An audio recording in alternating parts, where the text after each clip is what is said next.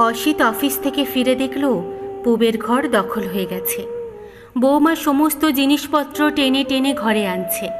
ছেলে বরুণ সাহায্য করছে।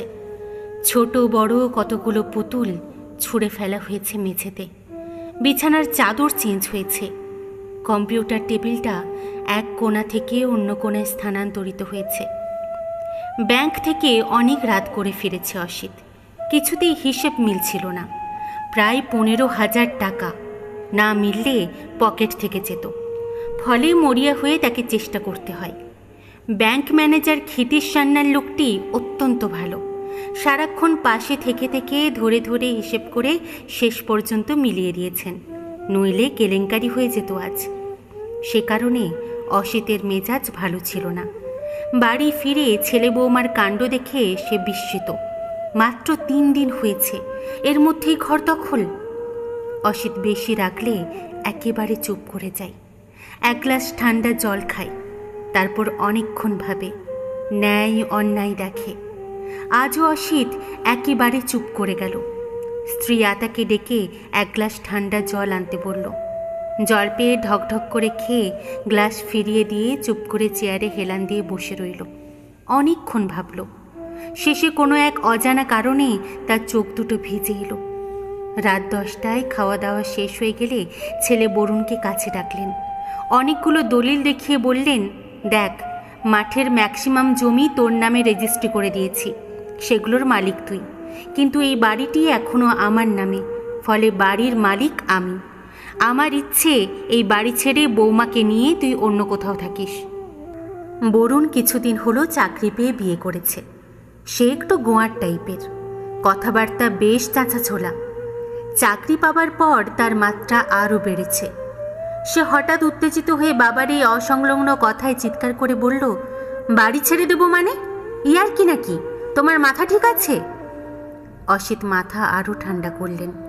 স্ত্রী আতাকে বললেন, গাধাটাকে আমার সামনে থেকে সরে যেতে বলো। 30 বছর বয়স হয়ে গেছে, এখনো আইন কানুন কিচ্ছু বোঝে না। বরুণের স্ত্রী রাত্রি এ সময় এগিয়ে এলো।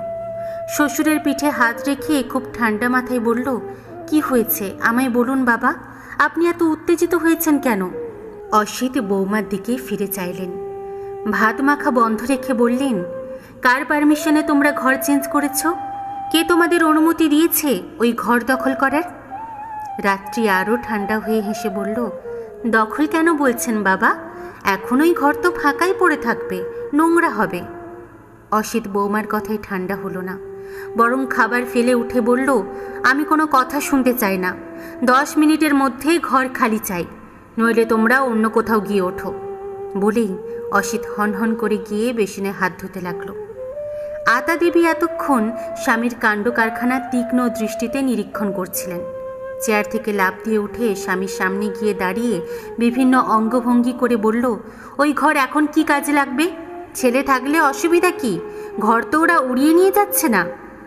অসিত মুখ ধোয়া বন্ধ রেখে ফিরে তাকালেন স্ত্রীর দিকে। মুখে অনেকটা জল পড়া ছিল। কুলকুচি করে সেইটুকু ফেলে দিয়ে আবার স্ত্রীর চোখের দিকে তাকিয়ে বললেন, খবরদার, ওটা আমার মেয়ের ঘর। আতা দেবী আরও খানিকটা এগিয়ে গেলেন স্বামীর দিকে। বিরক্ত হয়ে বললেন, তোমার মেয়ের ঘর তাতে কি হয়েছে? মেয়ে তো শ্বশুরবাড়ি চলে গেছে, এখন ঘর কি ফাঁকা থাকবে? স্ত্রীর কথায় অসিত মহা বিরক্ত হলো। হ্যাঙ্গারে ঝোলানো তোয়ালেতে হাত মুছতে মুছতে বলল, বিয়ে হয়েছে তো কি হয়েছে?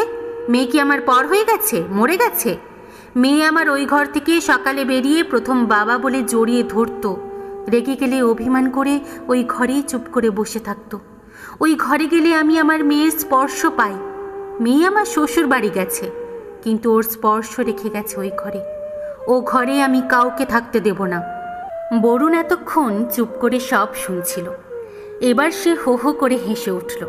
চিবিয়ে চিবিয়ে বলল, বাজে সেন্টিমেন্ট রাখো, ও ঘরেই আমরা থাকবো, দেখি তুমি কি করতে পারো। অসিত আশ্চর্য হয়ে ছেলের দিকে ফ্যাল ফ্যাল করে তাকিয়ে রইলেন অনেকক্ষণ।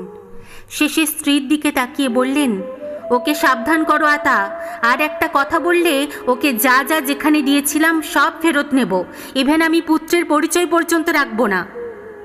রাত্রি এতক্ষণ চুপ করে সব শুনছিল। সে উঠে এসে শ্বশুরের হাত ধরে ডাইনিং টেবিলে বসিয়ে দিয়ে ধীরে ধীরে বলল, আমরা এক্ষুনি ঘর ছেড়ে দিচ্ছি বাবা, আপনি শান্ত হন।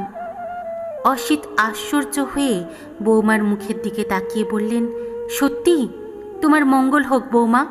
রাত্রি এবার আঁচলে চোখ মুছতে মুছতে বলল, এই একই বিষয় নিয়ে আমাদের বাড়িতে দাদার সঙ্গে বাবার ঝামেলা হয়েছিল। দাদা আমার ঘর দখল করে নিয়েছে। আমরা এখন গেলে ঠিকমতো থাকার জায়গা পাই না। বাবা মা এ নিয়ে খুব দুঃখ করেন।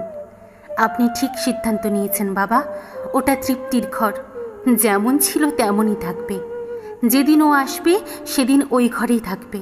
ওটা ওর ঠিকানা, ওর ভালোবাসার জায়গা, যেটা আমি হারিয়ে ফেলেছি বাবা। বলেই আরেকবার চোখ মুছতে মুছতে দ্রুত নিচে নেমে গেল। অসিত অনেকক্ষণ চুপ করে বসে রইল। শেষে ধীরে ধীরে উঠে দুহাত বাড়িয়ে মেয়ের ঘরের দিকে যেতে যেতে বলল, ওটা ঘর নয় আতা, ওটা আমার পৃথিবী। ওখানে গেলে আমি আমার মেয়ের স্পর্শ সুখ পাই, আমার মেয়ের হাসি কান্না শুনতে পাই। ওটা ঘর নয় আতা, ওটা আমার স্বর্গ, ওটা আমার স্বর্গ।